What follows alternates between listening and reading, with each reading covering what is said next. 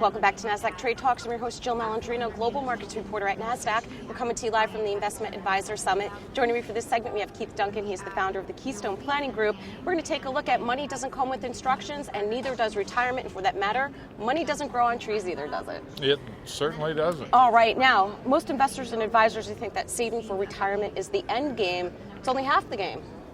It is only half the game. The other half of the game is decumulation.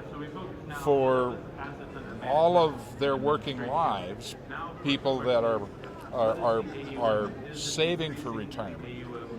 But there comes a day when you turn on the income switch and the rules of the game change. You go from accumulation to decumulation.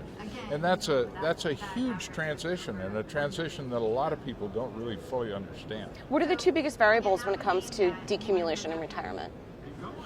Well, there's lots of big variables, but two that are often really overlooked are the cost of health care, particularly in the out years, particularly at the end, and taxes.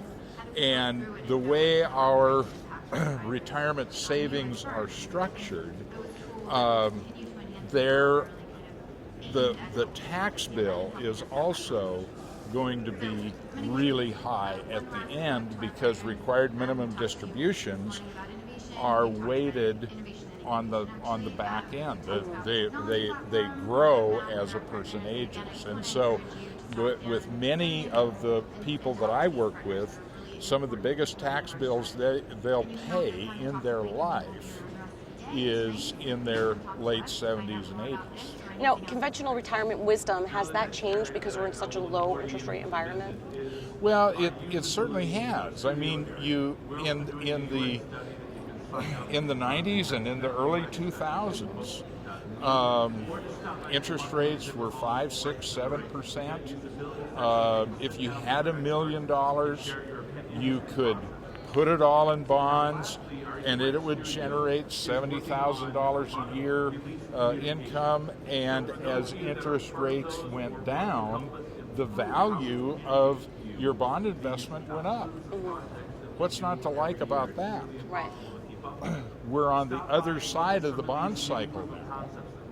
And so interest rates are very low, and as they begin to trend higher, your bond investments are going to go down. So it really puts a retiree in a tough spot. So what are some practical ideas to kind of navigate this environment as you're in the decumulation phase?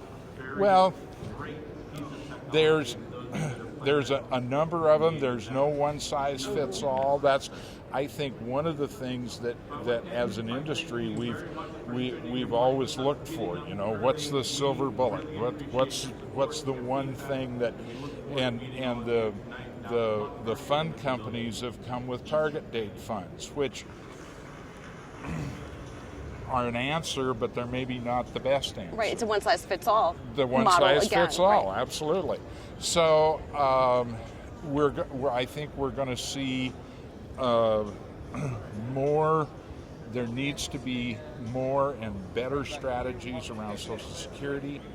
There needs to be a real close examination of the value of annuities, where we insure some of our income, where we transfer the risk to an insurance company, and can have some guaranteed income. And then there's lots of folks here that are trying to figure out this, and there are more managers all the time that are beginning to try and come up with a strategy that would help people and de-risk and manage risk. Yeah, it certainly is a challenge. We're living longer these days too, so it presents. Well, longevity is that's the really tough part. of retirement planning, it's no big deal. If you can tell me the day you're going to check out, I can figure it out. Yeah. But if it's somewhere between 85 and 95, that's a much bigger problem because you don't have that date certain. Got it. Thank you so much, Keith. Appreciate the time investment. Thanks for joining me throughout the day on Trade Talks. I'm Jill Malandrino, Global Markets Reporter at Nasdaq.